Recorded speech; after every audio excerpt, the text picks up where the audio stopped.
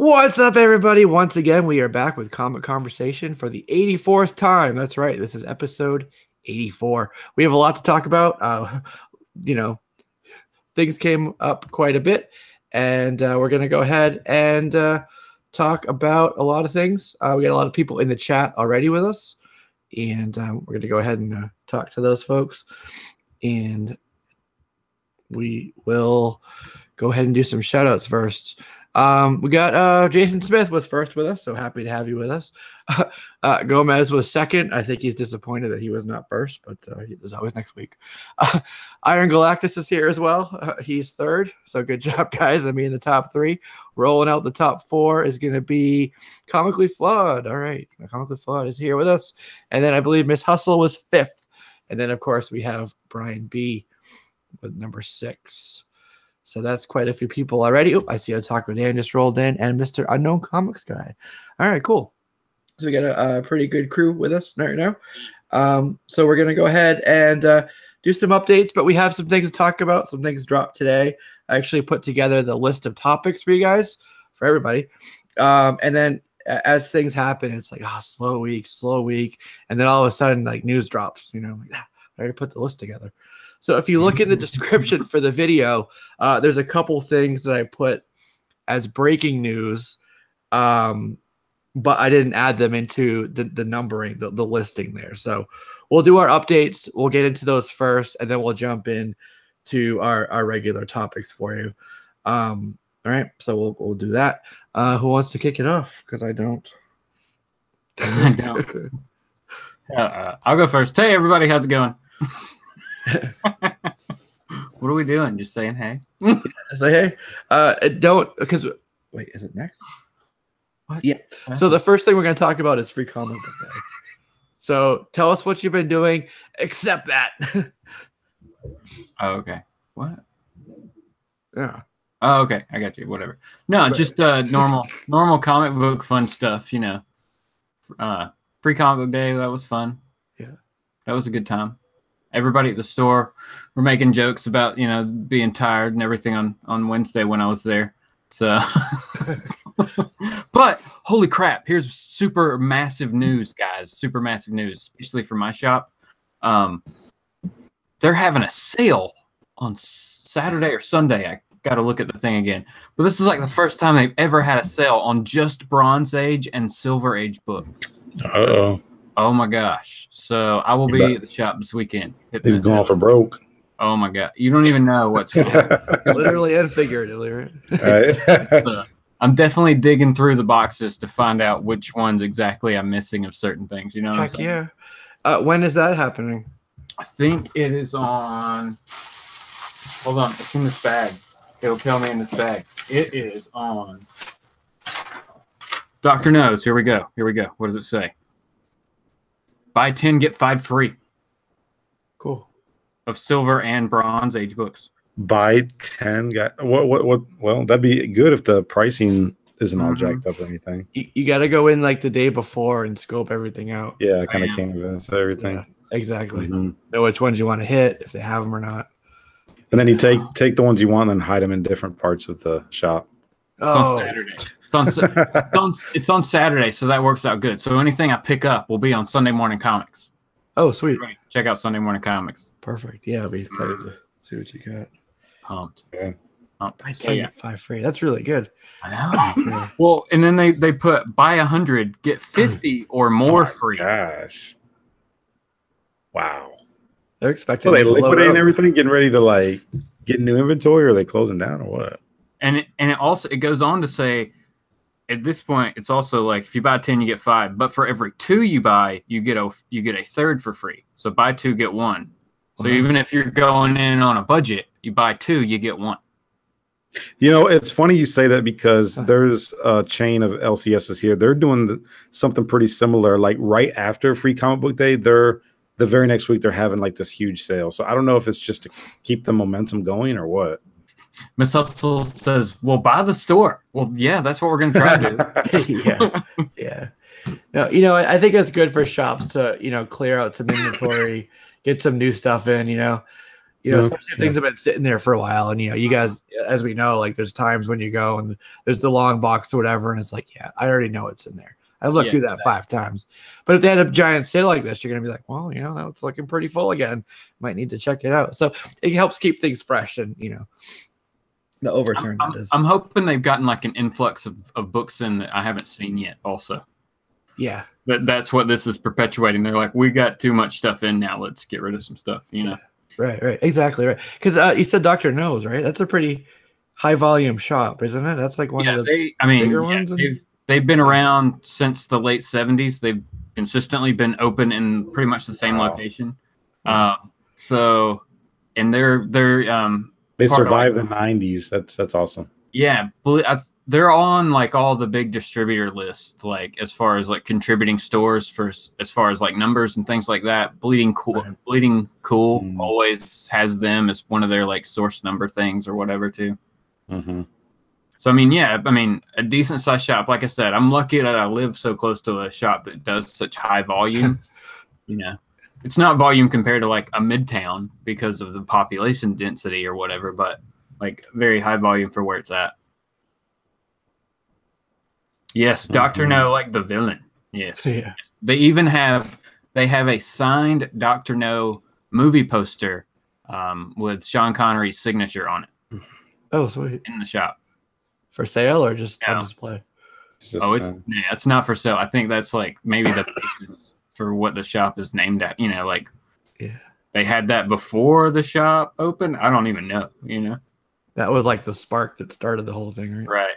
Yeah. Like that was their spark and interest into that world or whatever. Yeah. Who knows? It's pretty cool. Nice. I didn't really do much for Free Comic Book Day. I just went to my LCS kind of at the end of that day and kind of helped them pick up and stuff like that, and didn't really do much. I've just been really busy, and what I got going on is I'm going to actually be doing my first show on June the 3rd as a presser, taking in submissions, but I'll be selling books too. So that's going to be fun. I'm really looking forward to that. I already bought my tables. I just need to get everything together before time. And if anybody's interested, I'm actually looking for somebody to kind of revise my logo. I could pay a little bit. I was just going to do it myself. What I want is not very complex. It's actually very simple. So if anybody has any interest, hit me up on, YouTube, Facebook, whatever, because I do need to revise my logo so that I can get my banners and stuff created. So if anybody's interested, hit me up. Cool. It's funny you mentioned Bond. Interesting story. One of my office buildings is right near the Boca Raton airport. The reason why I'm mentioning that and why it pertains to Bond is that was where they had the Aston Martin DB5 from Goldfinger. Like that's one of the most iconic, famous cars from movie cars. It was on like museum tours, the car show scene. The owner of it had it stored there. He had sold it, bought it. Somebody else had it. So it was stored probably like 5 miles from my house or my work. And in 1997, so we're talking maybe like about just over 20 years ago, they walked into the hangar and the thing was gone. Boom. What they found was that somebody had flown in the middle of the night with no transponder on, no lights, because they had seen with the cameras. They chained it up and dragged this DB5 into the back of this cargo plane and just took off and flew off into the night. It hasn't been since. Okay. Yeah. It's like a couple $1 million Aston Martin from the movie. Pretty cool. It's like Bond thing happened in real life, It's a Bond piece of memorabilia. So they're thinking like somebody actually, it's like hiding out in somebody's private collection somewhere. Yeah. Or that the owner, because he had really good insurance on it. So the other theory is that he, which he collected on, is that he is the one who commissioned this cargo plane to take it and dump it out over the Atlantic to collect the insurance money off the car. Wow. Either way, it's very sad. Yeah. Such a shame. What a beautiful car. The DB5. Yeah. You couldn't just like take it to auction. I mean, come on. Yeah. Yeah, right. That thing would be, oh man, that would fetch some crazy money these days. Yeah. But yeah, that was a pretty neat story. I have been, I've been really bad with my my uploads. I get so many, like I get some books, new books, all this stuff I have to do, and it's like sitting there piling up. And I have to do my contest. I promise you guys, I will have the contest announcement done this weekend. We'll do it live. We'll find out who the 4 winners are for the contest. So you can expect that on Saturday for me. Today I got to see Deadpool 2, early screening for it. Pretty excited about that. There is a social media embargo, and I wouldn't give spoilers anyways, but I will say, holy crap, you guys, this was a fun movie. Definitely pick up your tickets. I will have my spoiler-free review up tomorrow morning when the embargo lifts. Should be 9 a.m. I'll schedule it for that. I'm going to film it right after this, schedule it to publish at 9 a.m. tomorrow morning. So that's what I did today. So that was pretty fun. And for Free Comic Book Day, I was actually, I feel like I say this way too much these days, but I was sick. Just wasn't feeling like going out, just kind of like crappy. But my shop put out a post the next day. And we're like, hey, we had, one of my shops. Great time, but we still got some books. We're going to run the sales to the weekend, good turnout. You guys like those sales. So let's run it through Sunday. So I'm like, you know what? I'll just pop in there on Sunday. So I grabbed a couple of the books, a couple $1 books and stuff too, which I was actually looking for. Like the Batman Creature of the Night was like an $8 book, right? Something like that. Mm-hmm. But it was $1. Everything in there was $1. So, Nice. Glad I waited.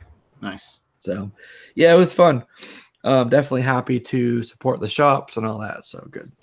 So the other thing I wanted to mention, well, a couple of the breaking news things, is that Adult Swim, this came out today. Adult Swim has ordered, finally, we've been waiting for a while for this, 70 new episodes of Rick and Morty. There will be a 4th season, season 1, 2, and 3. That totals like 31 episodes altogether. So I'm thinking this is probably like season 4, season 5, all kind of like ordered at once. Yeah. Right. We knew a big order for that was coming. Like the popularity's been growing and growing. So exactly. And the comic book is doing really well. They got Pickle Rick just rolled out, Nice. I think it was issue 36, I want to say. First appearance of Pickle Rick. That comic book has been out for 3 years already. I don't know. It's been out for a while. Yeah, they're up into 36. Wow. They're heading towards 40. Mm-hmm. I think they're up to 37 or 38 now. Okay. For issues. Yeah. Yeah, I remember there was like a free comic book day of that like 2 or 3 years ago also. Yeah. That's it. If you guys haven't watched that show, it's funny. If you like stupid, irreverent humor, oh yeah, you will like that. Vindicators. That's right. So there you go. So that's good news. Pickle Rick fans, Rick and Morty fans, rejoice.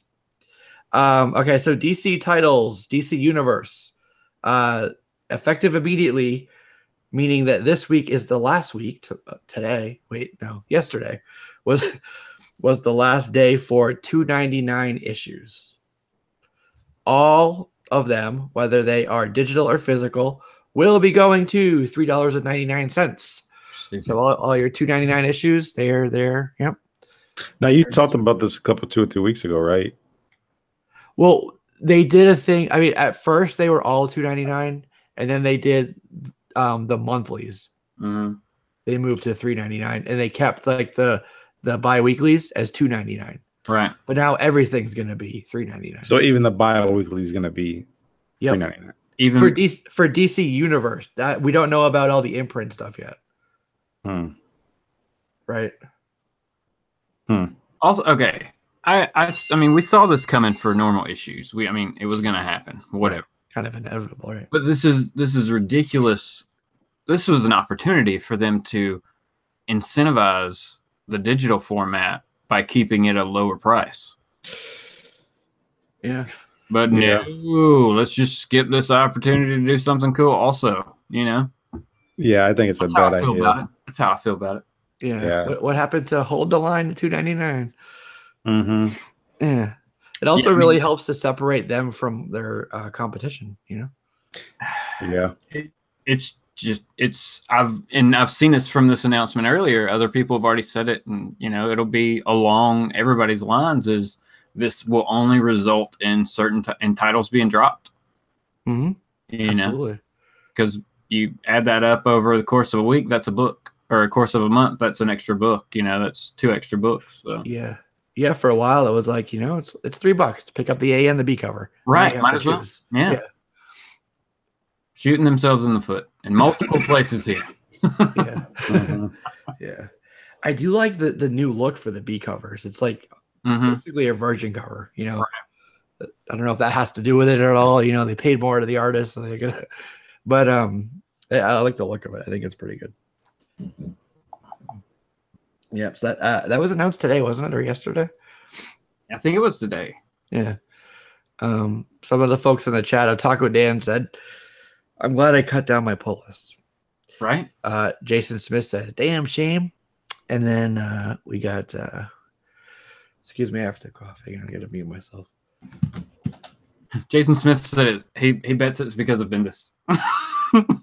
Paid to raise the price to pay Bendis. He raised the price to pay him. Salary's too high.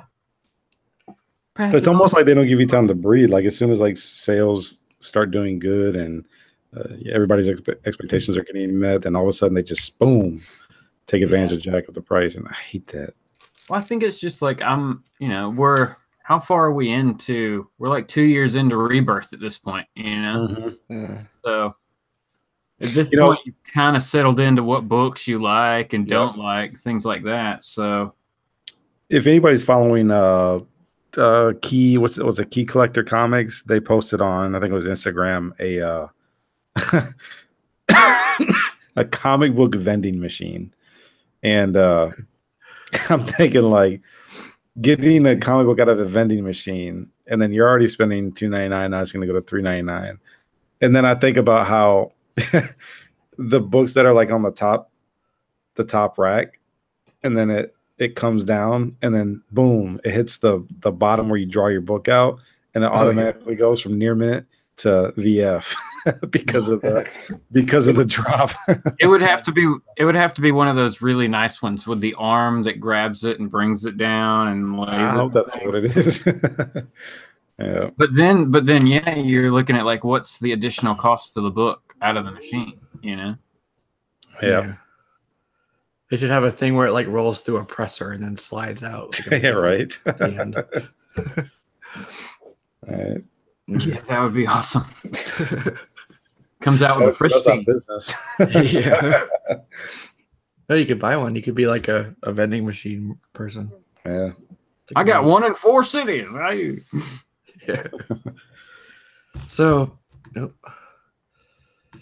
we're gonna franchise them. Yeah. So we're talking about new books and stuff that came out, prices and all that. A lot of the books, and actually I got a couple here. So Venom came out, that was $4.99. I got like how they have the legacy on it. Avengers came out. Avengers 1, that's a $4.99 book. No Justice is another one. That's a $4 book. $3.99. So that's good. That's one of 4. Did you guys read either Avengers or Justice League No Justice? Read both. Yeah. No. He's like, I ain't got time for that. What'd you think of them? Of either one of those? I liked them both. I mean, like Avengers, I felt was good. Like it started off good. You got the 3 main Avengers like discussing whether or not there should be an Avengers team, and then something forces them to just go ahead and do it, So I don't know. I thought the direction it was going was really cool. And then No Justice was equally as good, just because reading along in that, I was like, oh no. And then I was like, oh, wait a minute. And then I was like, oh, well, that's cool. So yeah, it was good. Yeah. The reason why we had these on the same title, I thought they were interesting because both of them are, Justice League and Avengers. They're basically, core books, core teams for their respective universes. Both have number 1s, and both are dealing with cosmic things here, Right. And also dealing with restructuring the teams. So Avengers is going to, back to their core team with one rotating spot, and then in No Justice we get into how to break these up into like more efficient teams. Right, exactly. So you have like team entropy and all that. Yeah. Yeah, which I thought was really cool of someone outside of these teams looking at them and going, I can rearrange these teams better for a certain purpose, Right. And that was, can we say it? Should we say? Should we? I mean, yeah, might as well. Because just say it. Brainiac is the one who's like, well, if we do this team this way with these people, this will be pretty good. Nuts. Yeah. Nuts. Like that book in like the first 12 pages will twist you around 2 different ways. Yeah. And you're still not even done yet. Pretty cool. Snyder did a good job on that one. Yeah. Yeah, I'm looking forward to the others for this. Mm-hmm. So. Yeah. But I mean, same thing with Avengers though. Like Jason Aaron's doing a great job with that story. Like it looked great too. Like it's just happy for an Avengers book to feel like an Avengers book, Yeah, right. Yeah, for sure. It kind of feels like we got the crew back, that we recognize. So we had the Dark Celestials, and then in No Justice there were these beings that were called the Destroyers. Mm-hmm. I think was what it was, and they're very, very Kirby-esque, I would say. They look great. It just the more I think about it, the more parallels there are between these books. Oh yeah. Yep. Hey Chris, what's up? Oh, not much. I'm sorry for being a little bit late. Had dad duties just before the show, so had to just kind of step out and do that for a little bit. But I'm here. I'm just listening to you guys discuss the books that I unfortunately didn't read. But definitely sounds cool though, like how they. How you said Brainiac is rearranging the team, and then I guess the Avengers core team has to go ahead and, decide whether they bring the band back together and all the rest. So, other than just the stuff that I normally collect, because for me it was a lighter week. It wasn't a lot that came out that I was like, oh, gotta get that. So part of that I think is because I went to that small con and spent a little bit of money. So I'm just kind of like, I was needing a lighter week to be honest with you, just to kind of, just not drop a whole bunch at once. But overall, though, those do sound interesting. So I feel like, definitely worth reading and seeing, what's going on next. So I'll definitely give it a read, see if I like it, and then, maybe pick them up next issue. I don't know. We'll see. Yeah. Yeah, it's pretty cool. There's one scene that I liked in Avengers where they were at the bar. Yeah, Tony, Steve Rogers, and the other guy there. Thor. Oh God, Thor. And they're just like, they're all like, they do like a put their glasses up and say, hey, good to see you guys. Mm-hmm. So that was cool. That really felt like, okay, now we're getting back to the good stuff here. And then you had it was the 1 million Avengers, which we really haven't heard much of since the Legacy. Marvel Legacy issue, right? Yeah. So that left a lot of open end questions. One of them was what's going on with these 1 million Avengers. Well, this gets finally back to that. So I'm going to go ahead and go on a limb here and say I would pick up pretty much anything Jason Aaron writes at this point, because I don't think I can think of an issue where he's disappointed me. So I think he's perfect for this book, and he's put in his dues. He's done his thing. He's earned this to be on this like flagship title, and he's delivering, in my opinion. Yeah, I'm ready to see his Avengers saga. Yeah, it feels like that's what we get each time somebody else takes over the reign of a book. It's like, okay, now it's your time to tell your massive story. Yeah, exactly. Yeah. And Jason Aaron is one of those that's the master of the long game. So he's going to be planting seeds now that will, bear their fruit, 10, 15, 20 issues from now. Yeah, So. I mean, he just finished what? How long did he work on Thor? For like 6 years? Yeah. A long time, and it was one story, realistically. Yeah, they kept redoing it, but ultimately it was the same story. Like they're like, "Hey, Jason, we need to do a new number one," and he's like, "Well, I don't care. I'm still doing my story." Right, it's still the same thing. Check them out. That's right. So good start to this. So I like that. I gotta say, I like what Cebulski, the shakeup with Cebulski. It's giving us some decent things. So all right, cool. Did you guys see the Luke Cage season 2 trailer dropped the other day? Yeah, I did. The teaser. Oh, okay, it was just like the teaser thing. It wasn't like a full trailer. Okay. Yeah, it was like I'd say like a minute and a half long or something like that. Yeah. Pretty quick.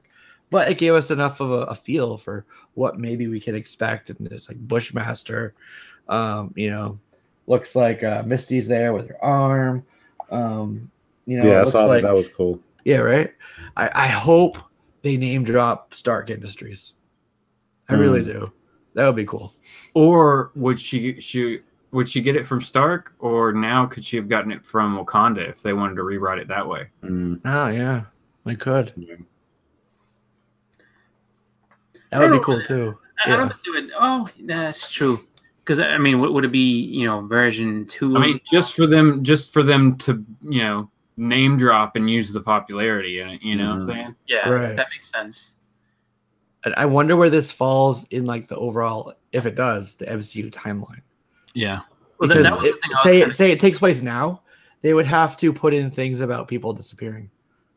Oh yeah, yeah. Kind of like how Agents of S.H.I.E.L.D. does it a little bit.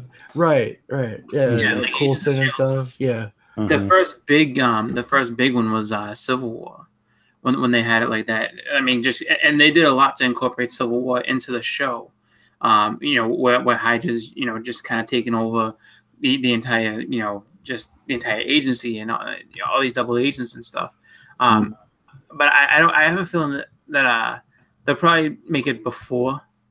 Just because, I mean, to do it after Infinity War, you have to take into account like a lot of people, going away, and I mean, it's just kind of weird to go post Infinity War. I think at least. I think it makes more sense to have it take place before, and then kind of maybe when season 3 rolls around for a bunch of the other shows, then it's just like, oh, okay, so that was kind of crazy. Like, did you guys get whisked away some crazy thing, or you know what I mean? Like try to explain it that way, or I think you could, in a way, if you wanted to hold off until they got to maybe like the Defender season 2, and maybe have 1 or 2 less members, then you can kind of put it in because it makes a little bit more sense. Well, here's the thing I don't really care about the first season of Luke Cage was, if I'm not mistaken, it all ended with him going to jail, right? It ended when, because didn't he get arrested, and he went to jail, and then it just like ended. And then in Defenders, jail, and then he punched through the wall, and then in Defenders he just came out of it, right? Mm-hmm. Yes, I don't know. He was released. There was like a few month time gap or something like that. Yeah. But what I'm saying was like a huge build up to that, and then it was kind of a cliffhanger, and then it was just like it just boom jumped into him being with the Defenders and being out, and I don't know, it was just kind of a cliffhanger to me that I thought that was kind of a too big of a build up, but I could be wrong. It's been a while since I've seen Luke Cage. I mean, I think it burned through that whole season in like the first week or something. So and I think the other complaint was like some people weren't really too big on the what was the villain? What was it? Cottonmouth. Cottonmouth. Yeah, I was about to say Copperhead. Well, Cottonmouth. It was the whole issue that they killed him off like halfway through the season. Just when they were seemingly building him up good, they killed him off. Yeah, and it was the way he went out too. Like he went out, he like basically Black Mariah for no other way to call it, because that was that's what happened. He called her Black Mariah and brought up trauma from her past, and she just basically bludgeoned him to death. And it was just like, he didn't even put up a fight. He just let it happen. And it was just like, just like Justin said, they built him up. And I was looking forward to seeing him actually, being some type of, major villain. And he was just a flash in the pan. And I would say he was better than Diamondback. I think he was a better villain just in terms of how he was set up. Like he made you feel like a little bit of a menace. Diamondback was so like they shrouded him in so much mystery that it was just like by the time you got explanation of him, it was almost too late because it was just like, I mean, he's just in Luke Cage's face over and over again, but you don't even know why. But I liked the first season of Luke Cage. I thought it was good. I think that what happened is just towards like the middle, after Diamondback dies, he kind of loses a little bit of his purpose, and it becomes more about trying to figure out how to save his life after he takes that bullet, and knowing that he has that unbreakable skin and a lot of flashbacks and stuff. So I guess they went back to like a really drawn out flashback origin story that it just I think at that point it made it drag a little bit, and then when you got to the main scene, like the main battle, like the final resolution, it didn't quite have that same satisfaction that the other shows have had when it comes to that big showdown fight. So that's just my thoughts on it. I mean, I hope for this, and it's not unique to Luke Cage. Kind of all of the Netflix shows, they're a few more episodes longer than I feel like they should be. And that really affects the pacing. You could definitely tell typically that there's a few like filler episodes. Yeah. And it really helps or affects it by, dragging it out a little bit. So yeah, this is going to be 13 episodes as well. I think it drops June 22nd. Yeah. I might have that date wrong. But I hope that they've kind of heard that and they really fill it in with action or whatever it is, just to keep the pace going. Yeah. But the villain here, it's Bushmaster, John McIver. Basically just this guy who comes around, and I think he's bulletproof too, just like Luke Cage. So it'll be interesting to see how they duke it out in the city. Yeah. Hopefully not too many buildings will come down in the process. Do you think we're gonna get like a lot more cameos from like maybe Iron Fist? Iron Fist or Daredevil or whatever. Yeah, maybe. It's hard to say at this point. Because it seems like they always use the doctor and the lawyer. Like those are like the only two they Hogarth. Yeah, tie them all together. Yeah. I'm sure we will. I'm sure. It seems like Night Nurse is really not the one so much as the glue anymore. Right? Because she wasn't in whatever the last thing we saw was. Jessica Jones. Jessica Jones, yeah. Yeah, that season there. It was you said it, Justin, what her name was. The lady. Hogarth, yeah. Jerry Hogarth. There we go. Yeah, so we'll have to see. Trinity. Yep, that's right. The Matrix. Yeah. Yeah. But for all you speculators out there, if you're looking for a first appearance of a villain, pick up Iron Fist number 15. That's your first appearance of Bushmaster. So let's get the X-Men on the cover, right? Wait. Say that again. Bushmaster's first appearance is Iron Fist number 15. Yeah. That one has the X-Men appear in that one. Nice. Yeah. I'm pretty sure, right? Prices will be doubled by in the morning. Everybody go click buy now. Buy now, buy now, buy now. That's right. Yeah, Justin, you're right. You get like Wolverine, all these people in it. But it does say X-Men right on the cover. Yeah. I think I think just because of the whole Defenders thing, I think you have to have a little bit more at least one or two cameos and stuff. Like I think that they should focus a little bit. Like I mean I'd like to see it split off into a Heroes for Hire. I think that would be kind of cool. Yeah.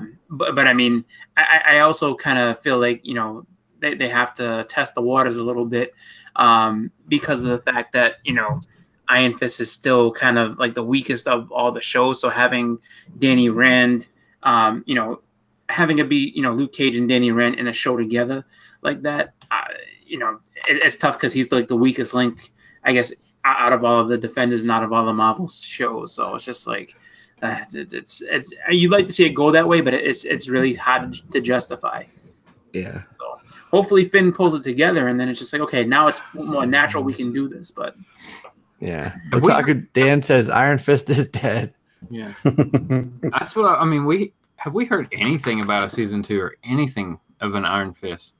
No. Never heard anything. He would be the last one out of the Defenders to get another season.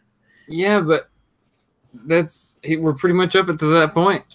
Well, exactly. That's what I'm saying. It's just like, because Luke Cage got his, and then Iron Fist ended up getting his. I mean, but Jessica Jones has had hers already. I mean, Daredevil kicked it all off. So, I mean, the next step would be to have Defenders season 2. So, but if they need to take longer to make him cooler, I'm fine with that, because I think a lot of people agreed that Iron Fist was probably the least favorite out of all the Netflix superheroes. Iron Fist 2 is done?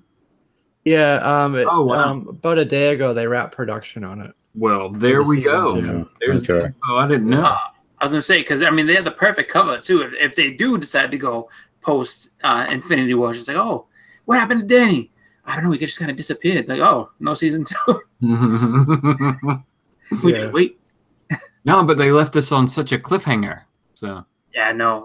Was it Kunlun is now opened and no, it's disappeared. Oh, yeah. I thought. Yeah, it's right. It's right. It disappeared, and they don't have any. He was going to take her at the end of it. Yeah, he's like, I'm going to show you where I grew up. Yeah. And it's like, did you forget your key? Because we don't have anything here. Like, what's going on? But they got Alice Eve in this season. Alice. Wow. She's from Transformers, right? No, she was in Star Trek too. Star Trek. Yep. She was in Transformers, right? Or am I thinking of somebody else? I don't think she was. She wasn't the one that was with that was working with Anthony Anderson in Transformers. Hopkins? I'm almost positive she was in that movie. Who are you talking about? The blonde chick? Yeah. Yeah, she was a Transformers 1. Yeah, exactly. Yeah, so that's Alice Eve. She's the one that brought the data to his house. Yeah. I know her name, and I'm just like, wait a minute, I'm trying to put the face with it, and I'm like, all right, that's it. Uh-huh. Yeah. So about 16 hours ago, Finn Jones said, all right, it's 4:37, and after an incredible long and physical 7-month winter shoot in New York, we have wrapped. So this is hot off the press type of news that it wrapped. Nice. And he did say also, I'm looking at his quote, and he says, the story we've told and the journey the characters have been on this season, meaning season 2, is unlike anything seen before. Whatever that means. Lots of green screen. Yeah. Hopefully they hired him a new sensei too. Right. Or, I mean, he only had not long before filming started on the first one. So that's right. Yeah. It was literally like days. I remember us talking about that. As long as we see improvement in season 2, we can give him a pass on season 1, Yeah, we'll say he moved from a white belt to a green belt. Right. So, yeah, so cool. All right. So we got a couple of seasons coming up then. Right? Luke Cage, Daredevil will be, 3 seasons in? Yep. Yeah, so pumped for that. Yeah. And, there'll be a new Punisher season there. They're teasing that, so pretty cool stuff. All right, so very good. The next thing we're going to talk about was that they added Annette Bening, as great actress, to Captain Marvel, to the cast. Oh, nice. Yeah, she's a great actress. They're saying that she'll be Mama Danvers. She'll be Carol's mom. All right. So, not a whole lot to kind of talk about with that, but it's Annette Bening. That adds some weight there. She's a good actress. Yeah, exactly. Yeah. So with that movie, I feel like there's not too many details that are coming out. I mean, I wonder if that's because of the whole plan for Avengers 4. And I mean, not that I don't know anything about Avengers 4 other than speculation and what we think is going to happen. But I just wonder if this Captain Marvel is going to be like that big of a setup for that next phase, I guess. I think it will be. Yeah, I think so too. We're at a point where everything is very deliberate and very important and tells a very large part of this end of the story that we're getting to. They can't waste any time, on irrelevant stuff. This is all building up to and set the stage. Mm-hmm. And so the villain, I guess, is it still collectively going to be the Skrulls, or is it like have they like put out like one specific person to person of interest to worry about? Like basically, like, I guess like so for now we just know she's taking on other Skrulls are going to be in the movie, but I mean they haven't we haven't got plot details or anything of it. Like another villain to build up. Well, all we know is it's Ben Mendelsohn who's going to play this villain. All right, so I mean, because I was gonna say, well, that leaves the Skrull Queen out. So I don't think he's gonna be the Skrull Queen, but I mean, could be Super Skrull. But then again, you have to have the Fantastic Four already kind of in there. Just because he rips off their powers. Use Skrulls. I always switch this.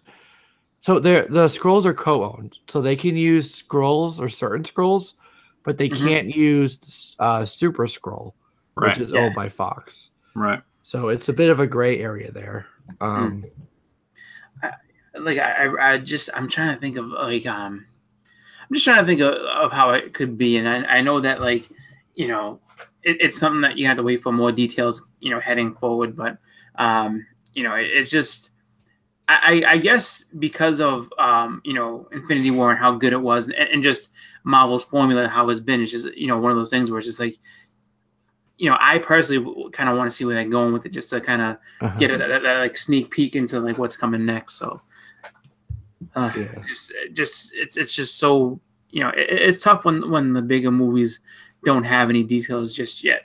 I mean, I'm definitely looking forward to Ant-Man and Wasp, which even though I know it's going to take place before, I just want to pretty much see what other little tidbits or what other little clues we're going to get for the future and everything like that. Here's my theory. I feel like Ant-Man and the Wasp is via the quantum realm going to introduce the time travel that is going to be used heavily in Captain Marvel and Avengers 4. Somebody's been reading. I've been reading the same thing. Well, it makes sense, right? And when you say quantum, I wonder if that also means potentially quasar. Yeah. No? I think we'll see quasar at some Justin point. says no. Not right away. Well, but I think it kind of ties into the quantum bands are different power.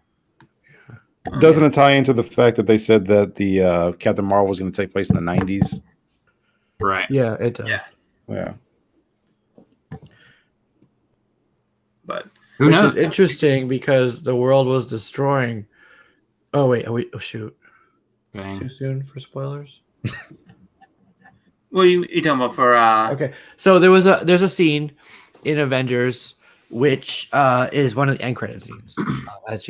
Maybe you guys have seen it or not, but there it takes place in the 90s, but the world around these people is being destroyed. You're led to believe that it's part of what Thanos does in the movie, but it's at a different time potentially, right? So really, so that was supposed to be the 90s when that was going on. I don't know, but why else would he have a pager?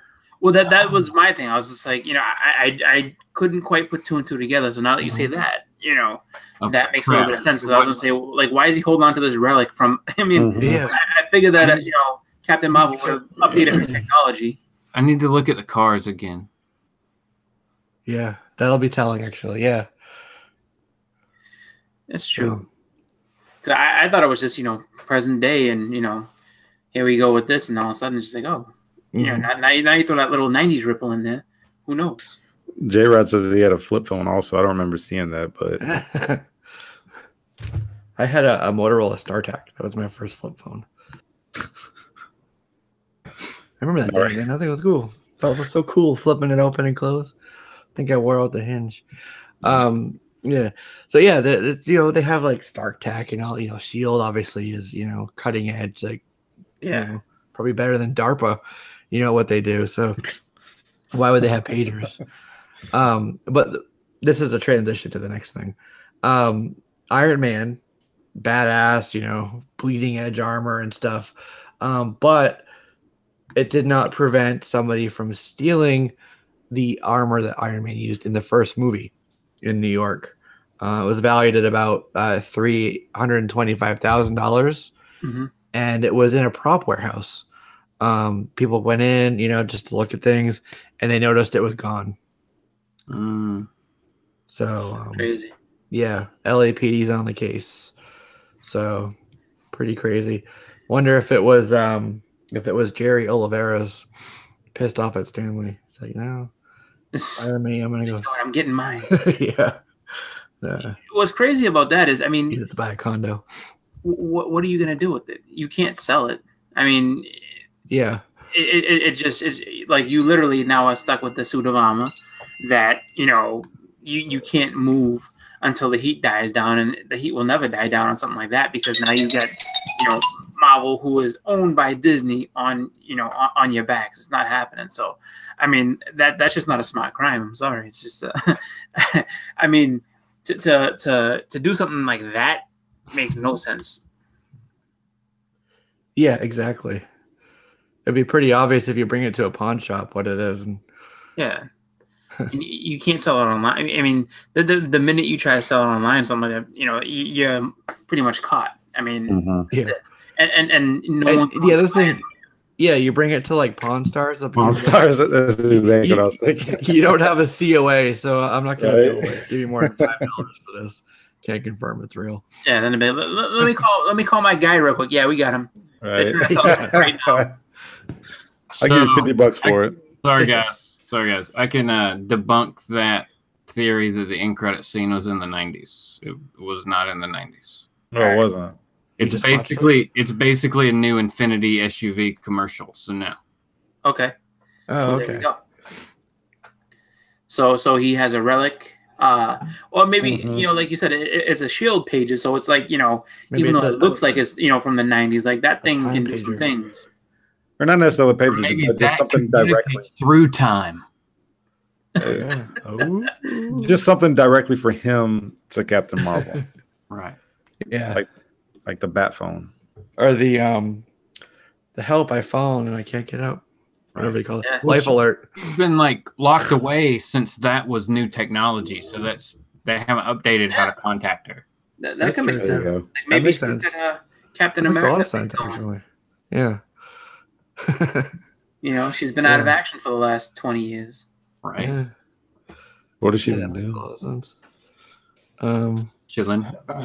Yeah. Oh, he feels hurt. Well, I mean, she's got to be in some kind of weird stasis or something, because she hasn't aged. Obviously, they're not gonna have her be Captain Marvel in the 90s and look that way, and then age her up 20 years. Yeah. Well, I was reading, and I don't know that much about Captain Marvel, but I had read that Captain Marvel was actually Thanos's main adversary in the beginning. I mean, in the beginning in the 70s. Yeah. Oh, Captain Marvel. Yeah. Yeah. Well, yeah. Who's going to be in this movie? Played by Jude Law. Yeah. Marvel. Yeah. Marvel. Cancer, which is going to be sad. You think we're going to see that? No, but I mean, I'm just saying. I mean, that's how he goes out. But because then you have to introduce Nitro and all that. Yeah, I think he'll probably die. I would expect him to die in the movie. Yeah. And maybe he's not even in it that long. Yeah. Could be a power transfer that way. Maybe that makes more sense than her getting it from a piece of technology. Yeah, like the beginning of Green Lantern. Yeah. Oh yeah, all right, that makes sense. Yeah. Yeah. All right, you guys Predator fans? Oh yeah, love Predator. New teaser out on that too. I don't know if you guys got a chance to see it. Really, yeah, I had. I want to, but I haven't had a chance yet. Okay. Definitely check it out. It looks pretty cool. Yeah. There's this. It's a cool premise. Different and also kind of a throwback. Yes. Yeah. It had that kind of feel of hey, this could be kind of the first one. Yeah, exactly. With the team together and stuff, and they're out hunting, and it was a lot less darker than the last few. Right. There were a lot of daylight shots. Yeah. Well, they've been focused recently on Predator and Aliens. Is this one just Predator? Yeah. Well, they did have that. They had that movie with Adrian Brody, Predator. Well, I mean, on the planet. who knows what we could actually see? I mean, you have to see the trailer. Who knows? You know, but as far as we know, it's just Predators. Yeah, like I remember the very first Predator trailer so like vividly, just because as a kid, you know, back in the day, like I remember having you know, the cable, and basically like they would always like once you got to like the pay-per-view channel or whatever, that area, like they always, you know, new movie coming out on, you know, Cablevision, whatever. And it was, I mean, they just played it nonstop. So I had seen that trailer a million times when I was a kid. And I always wanted, you know, because I was too little to see it at the time, but I always wanted to see it. And when I finally did, it didn't disappoint. It was a really, really good movie. So, I mean, if it has that old school feel to it, I'm in. I mean, I'm in no matter what. I like Predator. I think Predator is a good story. There's this kid, and he pulls out, like, he got a box, and he opens up this box like a, you know, like a USPS box. You know, he's got like the cutting tape and stuff, and in it he pulls out a helmet, the Predator helmet, that was in this box, and this little like control thing, and he's like playing with it like it's a little spaceship, but it looks like it actually remotely pilots a ship that's like in the atmosphere. Yeah. And because he's like screwing around with it, the ship actually crashes. And then, yeah. And then he woke him up, pissed him off. And then you got this whole crew. It looked like Arnold's team, basically. Yep. Group of assassins. Yeah. A lot of car chases and explosions, it seemed like. Right. Yeah. Well, you know what's kind of funny too is I want to say, like how you said, you know, it looks like it had that retro vibe to it. They did have that team that went down first, because if you remember, Dutch, who's Arnold Schwarzenegger, Dutch's team was sent to kind of find out what happened to those guys, because they had no idea. Mm-hmm. And then they found out like what it was that was. I mean, after it had picked off a few of them, they found out what they were dealing with. So that would be kind of cool if they kind of not so much made it a prequel, but kind of tapped into that a little bit. Yeah, definitely. I mean, it's definitely set now. So yeah. And then at the end of the trailer, you see the Predator in a Pontiac Firebird with his arm out the window, and he's just cruising off. Like I agree with who that. I was wondering if they're going to put Arnold in it. I don't. He might be busy with the next Terminator movie. No, he didn't. But he just kind of, even after the second one, they just kind of let him fade away. Like he didn't do anything after that. But I think I bet he ranked up. Like I just watched. I don't know if you guys have ever seen Sniper. Mm-hmm. Yeah, no, I haven't. With like Tom Berenger, the Phantom, Billy Zane was in it and stuff. Yeah. So they're up to like 7 or 8 now. They did one last year. Really? Yep. And basically, yeah.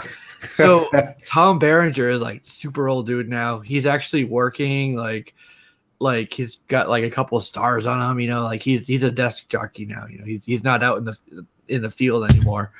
And then same with Tom Berenger's character. He's like, you know, he's I don't remember what his title was, but basically still make like those the guys in the first ones came back for number 8 or whatever, you know. Yeah.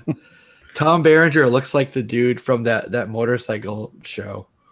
Sons of Anarchy? No, with the family, and they repair motorcycles. Oh, Orange County. Yes. Orange County Choppers. He looks like the dad from there now, with the handlebar mustache and everything. I was gonna say, so are these like could you say they're up to like part 7 or 8? So is it kind of like Sharknado on Sci-Fi, where it's just like, you know, you have to either go and buy it, you know, straight to DVD, or just have it set to that specific channel, that network that just puts it out? Yeah. No. I saw it on Netflix. It just happened to come out. I love those. You know, they were still making those. You know what? Another one that just came out was another Tremors. Yeah, that's right. That's true. This is like this, I think the 6th or 7th one. Wasn't Kevin Bacon in the first one? He was in the first one. Yeah. I wasn't a fan of that movie at all, too. I never understood. And you know who else is in like a bunch of them? Is the guy from Family Ties. Yeah, the dad from Family Ties. Michael Keaton. He's in all of them. Like for whatever reason, like that's his franchise. He's just like, you know what? Yeah. I like what you guys are doing. I'm sticking with it. Tremors 7, let's go. Wheel me out. I want to see it.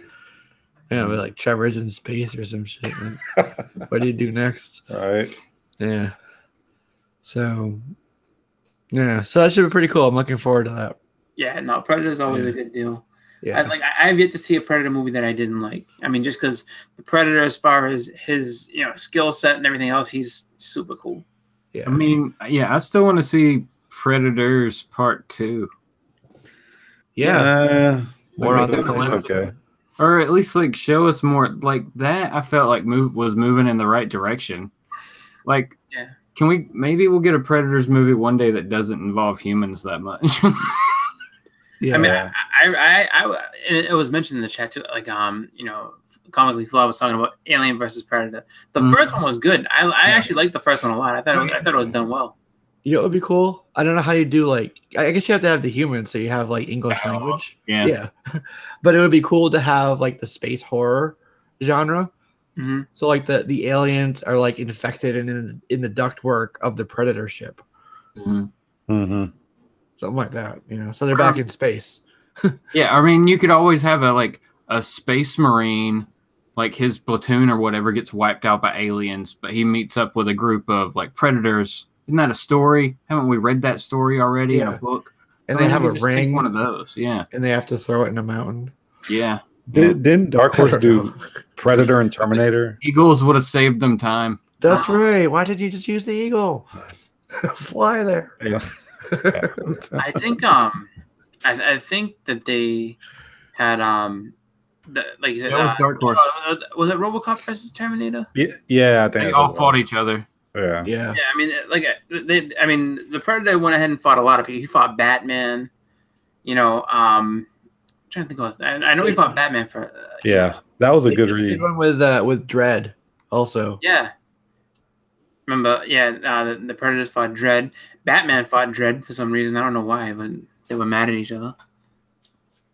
But one is the law, and I am the law. I'm the law. Well, I'm the knight. Well, you guys can coexist. Law at night? No. My friend is the law. He's a commissioner. Yeah, right. Yeah. So, yeah. Oh, Alien versus Predator versus Avatar. Okay, check. Versus Terminator. Blade Runner would lose. Yeah, I think a movie like that would be like a rated R Ready Player One. Right. Pretty much. Replicants. Avatar. I'll say this much: Blade Runner would lose, but not as quickly as Avatar would. Avatar would get destroyed by all those. What do you know? Avatar, like the Na'vi or the actual like the humans in there? Well, I say both. Yeah. But with Blade Runner, you could have it be replicants. Yeah. It's like a parody, like scary movie. Yeah. Oh, that'd be ridiculous. Turn Gully with Smurfs. Oh, God. You know what I randomly saw a horrible like snippet of the other day? Jason X. Oh my God! Jason in space. In its entirety. I've seen I think one or two deaths, and I just turned it off. I was like, wow, this is bad. Yeah, it was horrible. And they spent money to make that. Can you believe that? It was horrible. Yeah. I mean, somebody read that script and said, "Yes, let me throw tons of money at this." Or the seed of Chucky. Jason was a moneymaker at that time. But it was everybody. Everybody who was in that movie was on those shows like Andromeda and Hercules and Xena and all those people. It's like who wants to do something a little gory and rated R? They're like, oh yeah, put me in, yeah. It's just like it was like the WB WB Saturday afternoon and Sunday afternoon lineup of shows like cast all in there. The only one that I missed was like Kevin Sorbo and a couple of others. Yeah. That's one of those, I'm going to say it's like a guilty pleasure type of movie. Like, it's bad, but it's like, I can't stop watching it, And that's the thing. I actually kind of disagree with some of the actors when they're like, well, you never know how a movie's gonna be until after it comes out. I mean, even Wesley Snipes talked about, what was it? Blade Trinity. Like, I just think that some of these actors know that this is going to be a crap movie, but I need a paycheck. I need a job, so I'm just going to go ahead and do it anyways. Well, I mean, they just basically just phone it in. That's what a lot of it comes down to. I mean, there's people who have been, attached to some franchises for a long time, and what can you say? Like they just keep making the movie because it is a paycheck, and it's just, you know, you never know. Like sometimes you end up being in something that, you know, is just unintentional comedy or something like that, and they just be like, you know what? Because you're relevant now, we're gonna just cast you in this. It might be a small pot, but you know, you might get more work from that one thing. So, you know, I just look at it where, you know, sometimes, I mean, for our benefit, it's funny, but in other cases, though, it's just like, you know, sometimes that's what helps jumpstart a career again, just being in those kind of offshoot, like, you know, just crap movies, or just going from being cast as one way, and then you go to this other franchise, and it's just like, oh, okay, like somebody who's always in, you know, just like romance movies, and all of a sudden it's just like, oh, guess what? You know, we're gonna put you in a you know, cop, you know, movie drama or something like that. It's like, oh, they do better in these type of movies. Put them in this, make them be serious. You know? Yeah, like NES Master mentioned, Resident Evil. I feel like if they didn't do good worldwide, they probably would have stopped like 3 or 4 movies ago. Well, yeah, I mean, story wise, you know, that went off the rails. Yeah, hard after like the second one. Yeah, but like you said, you know, they keep making, you know, money, and it's just like, I mean, you could even go with, you could go with it, and like in the middle parts of it weren't that good, but Fast and Furious, you know, like once you get to like Tokyo Drift and all those other like the middle middle like 3 movies were crap, and then but then they brought it back, and it was, you know, they made something out of it. It wasn't just a joke anymore. So. You know, but I mean, there was definitely a point where it was just like, why are you even making these? Like these are pretty bad. Yep. Yeah. So, agreed. Indeed. So, and we'll have to see what happens with that. We were talking about Infinity War earlier. I heard an interesting theory. Just throw this out there again. Theory, grain of salt, all that stuff. But where was Hawkeye? Where's Clint? You know, through this whole thing. Apparently, they're saying that he, because we saw some footage of him as Ronin, right, in the black, you know, in the black gear. But that obviously wasn't in the movie, so that's supposed to be maybe for the next movie, Avengers 4. And they're saying that he wasn't there because he was over in Japan fighting Yakuza. But the particular Yakuza he was going after were Skrulls. Ah. So that's what he's... And again, complete grain of salt, complete rumor mill. But that is a theory. And, you know, can't really poke too many holes in it at this point. Yeah. That's why he wasn't seen recently. So, yeah, interesting. You know, it gets a little interesting, especially the part about Skrulls by himself. He's fighting the Skrulls. I don't know. But I mean, like you said, can't poke too many holes just yet. You know, wait it out. Yeah, because we don't know what we don't know basically at this point. Yeah. But you know, they did we saw him in the gear. You know, we saw the Ronin gear, the black and everything. So what are they doing with that footage? You know. Yeah, no, I mean, but that makes sense for that to be where he's at. That would be funny though if these are like that's how they show him. It's like that's how we get a picture of Hawkeye or Ronin in 4s. He's like fighting these Yakuza, and then like they just like all disappear or something. So should we all be speculating on what is that new Avengers? That was a while ago. 11. Yeah. I mean, I would say at this point it's. I mean, I don't think it's, you know, expensive in the first place, but I think that it's already started to rise. I mean, that was one that they had, because when they had first said it, like he was going to come, people thought that he was going to be in this movie as Ronin. So yeah, well, there's 2. There's like the first appearance of Ronin is one, and then there's the reveal is Hawkeye's Ronin. You know? Yeah. There was a female Ronin first, and then he took over as Ronin. Mm-hmm. And then we also didn't get Warlock Adam. So yeah, he's not coming. He'll be Guardians 3 at the earliest. Yeah, that's what I think. Really? So. Yep.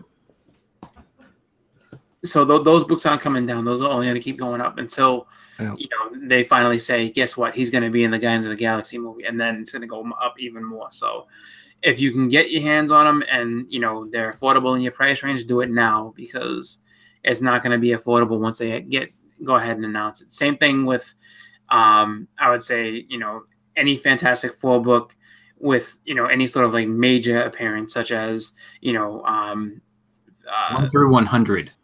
Yeah. Just get them. Any of those, you can afford them. And then also, safe and just get them all. I would say Silver Surfer books. Like if you have like his very first series, if you are looking to collect those, do it now if you can afford them, because once that movie comes out, or once even a cameo, something of him comes out, and he's going to be in a movie, it's all over. There's nothing you can do. Yep. So, but the other thing too, it's funny because you mentioned Infinity War and everything like that. I mean, that's all anyone's talking about still. But they're still trying to they're still revealing little bits and pieces of it, and I think it was James Gunn went ahead and revealed what Groot had said to Rocket at the very end of it, trying to tug at people's heartstrings. Still, so sad. And, and it's just like like when I had first heard it, I was like, oh, that like because at first Rocket's reaction lets you know that like it's sad, like he's sad to be losing them, but you think, oh no, my friend again like this. But like they revealed it. They said that Groot called him dad, and I was like, oh, that's horrible, because Groot being, I guess, the son of the original Groot, had been taken care of since he was a little seedling by Rocket, so he thought Rocket was his dad. Yeah. So that does make it sad. It does. I mean, I feel like with this movie they've gone ahead and done everything possible. Like, so it's just like, if you're an emotional fan, like if you're on that side, or if it's like if you're that type of person who's like cries at movies and stuff like that, they're trying to squeeze every last bit out of it, or at least trying to get you to feel so bad that you want to see Thanos get his in the next movie.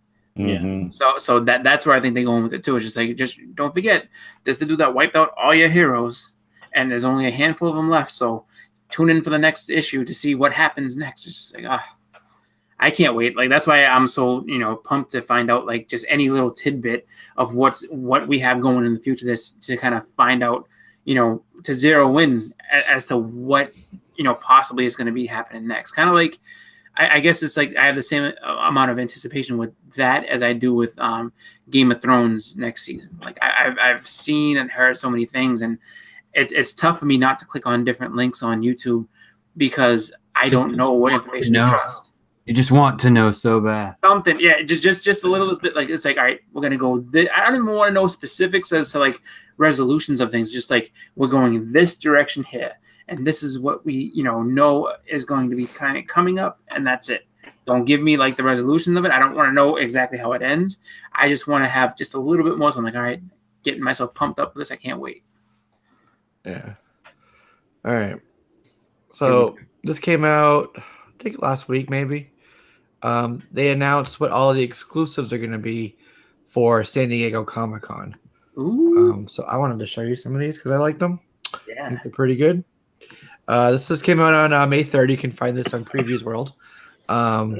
So there are 17, and you can read along with me here, extremely limited previews for this year's SDCC, otherwise known as Comic-Con International San Diego. And it's at the end of July.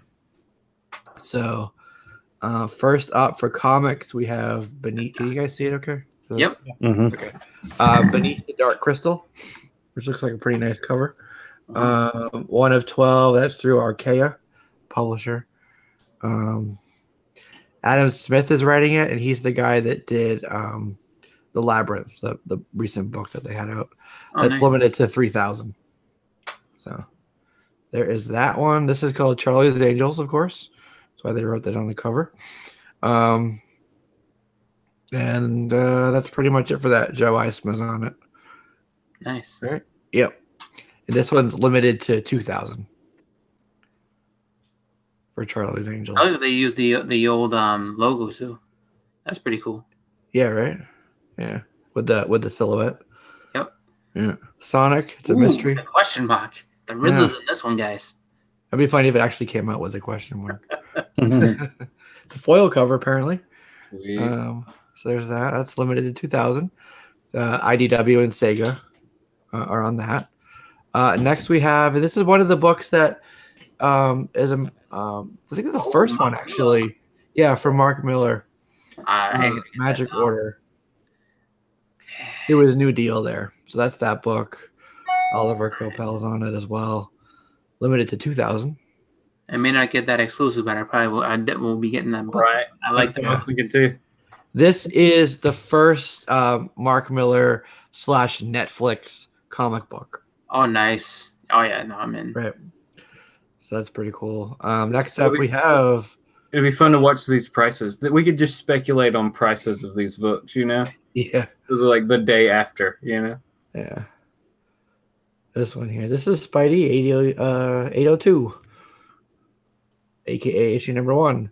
Mm-hmm. All right, that's gonna be your Spencer Otley team. And it looks like a kind of like a color fade sort of a cover there. Interesting. That's limited to 4,000. There's some Millennial U artwork for Captain America. Yeah. Like, I'm excited for Otley to be on the book, but I just can't trust Nick Spencer's writing. I'm sorry. 4,000 on that Captain America though. I wonder why it's more. For Cap, yeah. Deadpool. Tank Girl. That's absolutely a Tank Girl reference. Yeah, it is. That's pretty cool. That's a sketch fade. Okay. That looks like can't tell who drew it. I don't know. Trying to tell by the signature, but can't tell. That's a fun cover. I like that one. Yeah, that one's cool. Limited to 4,000 on that. Venom, issue number 2. It's not really. It's not very impressive. It's just a lot of black. Yeah. It's just like, look, we're gonna fill all this negative space with black, and then just random little spots of white. Yeah, it's a lot of ink. I like this cover here. X-23 number 1. That's pretty cool. Right. That one's nice. It's like 3D. Yeah. It's Juan Cabal and Mariko Tamaki doing that. Yeah. All New Wolverine will roll over to this. I don't know if it'll be like a true rollover because, of course, it's a new creative team. Right. But that's where she'll be picking up when All New Wolverine ends. See, the only problem I have with a cover like that is, I mean, amazing cover, looks awesome, but the art inside better be up to par. Because if it's not, then this is just kind of a cover. This would be cool as a foil cover if her claws are foil. Mm-hmm. And Jesse just like went ahead and put the second printing out there. Write that down. Second printing variant right now. Yeah. That's a very painted style. All right, here's some merch. We all love our merchandise. That's pretty cool. I like that. Yeah. Diamond Select 2-pack. These are only 1,500 of these. So you get your old Superman and your new Superman. That's gonna be like $100. This is pretty cool. Hulk, Gray Hulk. PVC. It's made out of Marvel Gallery line. Pretty cool. 5,000 on that, and it'll be about $45. This is nice. Phoenix. Yeah. I wonder if this is also another PVC. Yep, Marvel Gallery. Yep. That's not bad. Like PVC stashes are good just because that makes them affordable. Yeah. Yeah. And they're really good with the detail on these things. Yeah. So 5,000 on that. It's a 10-inch figure. Up next, we have this Unmasked. Cool. I have on pre-order the masked version of this one. That thing's gonna sell out as soon as they open. Yeah. Why wouldn't they just sell it with 2 heads? One with a mask and one. Yeah, I wish. The one I have is gonna have her blue and yellow mask on, but I like those because then it wouldn't be super exclusive. That's right. It's funny that they'll do like the Kodo stuff. They'll do like the exact same figure, but just give like a tote bag that says SDCC on it. $45. That's very tempting. I'm not gonna lie, I like this. The colors pop. Yeah, it's like more Riddler's colors than anything else. Oh wow, crazy! Classic Harley, purple and green. So yeah, she's in her Jester outfit. She's got like a Funko head, and then I don't know. Interesting. 2,000 on that. Yeah, those are already gone. Here's a 2-pack. All you Funko fans out there, got Black Bolt and Lockjaw. Teleporting Lockjaw, excuse me. He's in the process of teleporting. Nice. See his clear legs. 15,000 of those only. That looks pretty dope. Is that a toy or is that a statue? That is a statue. PX. Statue. What does it say? Hand painted with metallic details and individually numbered. 2,000 of these. $60 is a pretty good price for that, I gotta say. Mm-hmm. Yeah, it's very detailed. Yeah. We got Voltron. Can't go wrong with Voltron. Voltron, all right. And this is a 5-piece gift set. Oh, you get all the lines. Yeah. And here comes this I can't afford it price. Right. Where's that? Oh, 130. You got 3,000 pieces. 130. Yeah. Yeah. So like no, it's for the show. So it says these 5 powerful lines transform and combine to form a towering 16-inch Voltron action figure with lights and over 50 phrases and sound effects. Oh God! See, now that would be awesome. But I also know too, it would end up being my daughter's favorite toy because it talks and everything. Better off that I can't afford it. To watch my daughter destroy it and hear the same phrase a million times. Yeah. Yeah. So it looks fun though. Yeah. Those are the booth prices. People are going to be picking these up on eBay or whatever for, much more than that. But yeah. So congratulations to whoever gets to go. Yeah. Right. Yeah. But there are people, if you know people, that will pick stuff up for you, hook it up, Especially if you go to cons, and you're like, hey, if you need something at this con, I'll get it for you. Hook me up when you go over there. That. Right. Well, ironically, getting tickets to San Diego Comic-Con is not hard. It can be done. I mean, it's just you have to have your hotel and everything. Like you basically have to gamble that you're going to get the ticket and everything else because the hotel prices. I mean, the hotels sell out like crazy and it's very expensive. So I was looking into that a couple of years ago to go ahead and check it out, and I was just like, the con ticket, I could have got myself in there for that, for just the whole weekend. But then I was looking at the hotel prices. I was like, I can't afford this. I'm not even going to even try to afford this. All right. That's why you sleep in your car.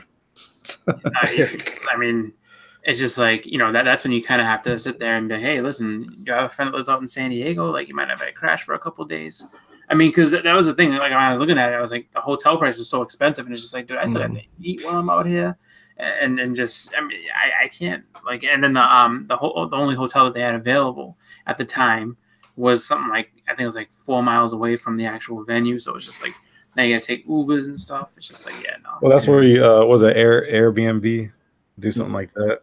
Yeah. But I mean, I was just like, it's just, I mean, because that would also be my first trip out to California too. So it was like a lot of firsts all at once. And I was just like,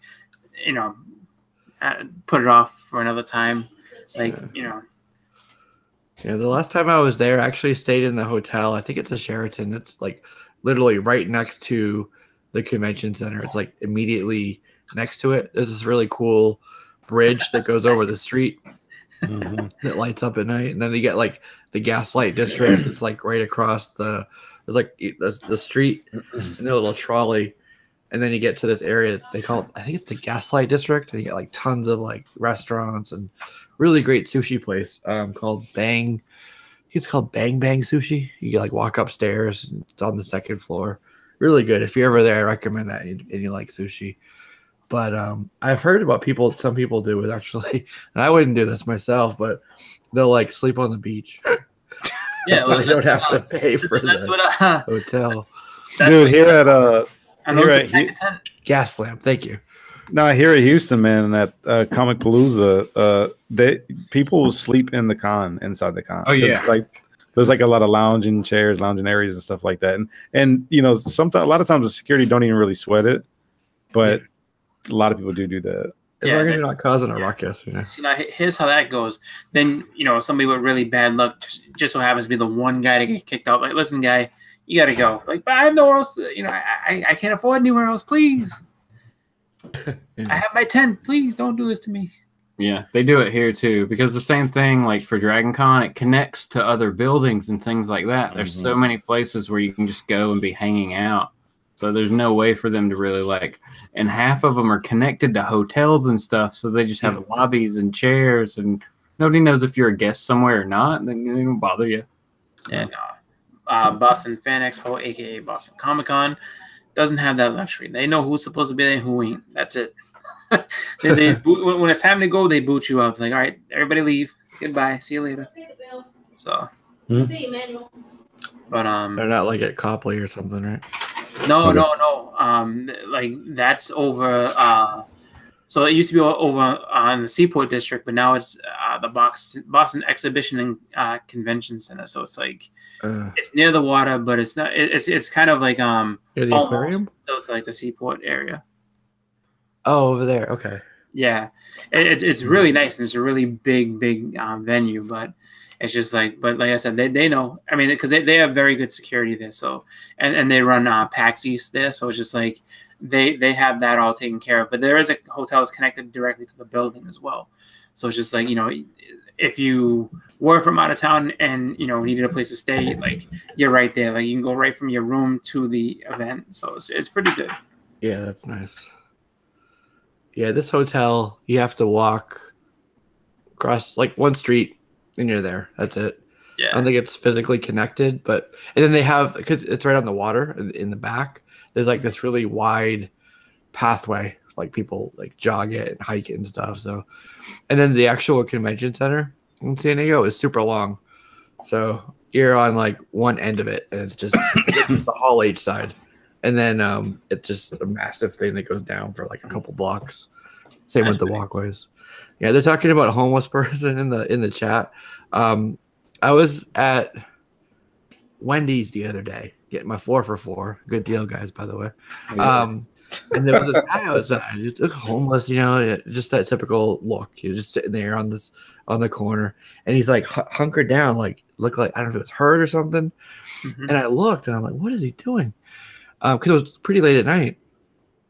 Come to find out, he was actually on a MacBook using their Wi-Fi. I'm like, how in the hell did this guy get like a 16-inch MacBook? And he's like, I don't know. I don't know if he stole it or what. Maybe I'm just profiling. But wow, I don't know. That's funny. This guy was just chilling on the sidewalk there with him. Those things aren't cheap. Some food. He's like, you know what? Let me give you one of these burgers real quick. He's like, I don't need that. I'll just go order from Grubhub. What are you talking about? Yeah, you're like, oh. MacBook. He's like, actually, why don't you use my Amex card? Well, some people that do that make more than a lot of us that work. So yeah, true. I remember there was a story that came out. This is years ago. I think it was like in the 90s or whatever. Stockbrokers on the New York Stock Exchange used to panhandle.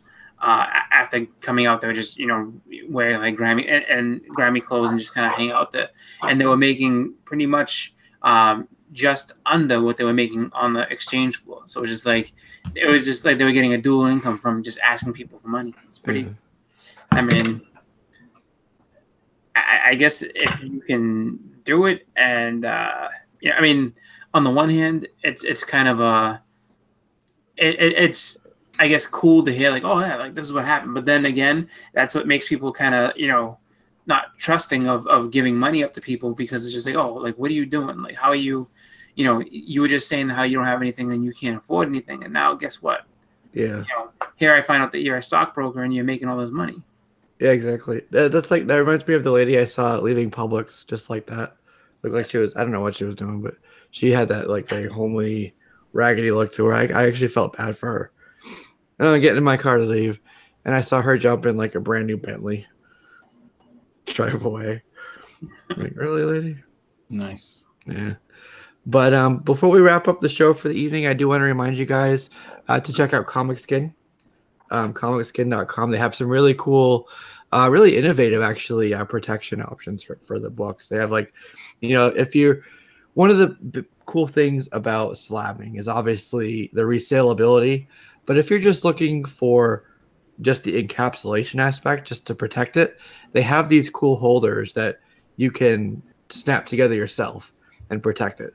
So it's got the look and the feel and the protection of a slab, you know, at a, you know, slightly lower price, but it's something that you'd be able to take out the book and put in a new book. You know, they have custom labels, so it's pretty cool. And then the other thing that they have hangers actually, so you can hang them on the wall. But the other thing I really like, and it's one of them is going to be part of the contest, is the crystal clear backing boards. Yes. So I know that we were just talking on this show about the new Justice League book, right? What is it called? Justice League? Justice. No Justice. And the cover A is a wraparound cover. It's a wraparound. So, right. So that would be perfect if you want to display that and be able to see the back cover. Use your clear backing board on it. Boom. You can see both sides. So it's pretty cool. And if you do check it out, I do have a code for you. It's JLS2. You could use that at checkout, and you get a couple dollars off when you order a 10-pack of the backing boards. So they're a little. Leave that for you guys. Yeah, what do you guys got coming up on your channels? Anything to anticipate? I know, Justin, you were talking about Sunday morning comics. Yep. Sunday morning comics this week will show off what we were able to get at the sale at my shop, plus a haul video at some point and some other stuff. There's stuff coming. Yes. I've been slacking. Cool. Like everybody else. That's right. Oh, I've been so bad. It's just that time of year, man. It's just, you know, weather's getting nicer. You know, you got to figure too, you know, you've been cooped up all winter. You know, it's time to get out and just kind of enjoy, you know, the weather and just, you know, kind of emerge from just being, you know, a hermit for the whole winter and stuff. So on my channel, I'm going to have a haul video going up. That's it for now. But that's just where I'm at, like kind of in between sales and things and stuff like that. My shop isn't really doing anything too extravagant just yet. So, you know, just kind of picking up new books and just showing them off as I get them. So, yeah. All right, cool. We're looking forward to that. How about you, Mr. Edwin? Yeah, I hope I'm like Chris. I hope to get a haul video up probably Sunday, my first one in quite a while. But I have accumulated a lot of stuff and a lot of slabs, and I'm just gonna do a video and just show some stuff. Nice. Slab. Yeah. Slab. All right, cool. So, like you guys, I have been really bad with uploading some content. I've had some things going on in my life and stuff that have derailed me, just from my schedule, but also just kind of need to get my head back in the game type of thing. So I got some back issues, new books. You know, I got to do the contest announcement. I was supposed to do the Q&A thing last weekend. Missed it. So I'll probably do that on Saturday, 5:30, live Q&A with a contest announcement rolled in. So Nice. it'll be in that video. Nice. And then tomorrow morning, I will have up my spoiler-free review of Deadpool 2. So be looking for that if you're curious about that movie at all. And that's pretty much it, right? Anything else you guys want to say? Just thanks to everybody in the chat for showing up. It's a lot of fun. Sweet. All right. This has been episode 84. We'll catch you guys in 85. Have a good night. See you, everybody. Good night, everybody.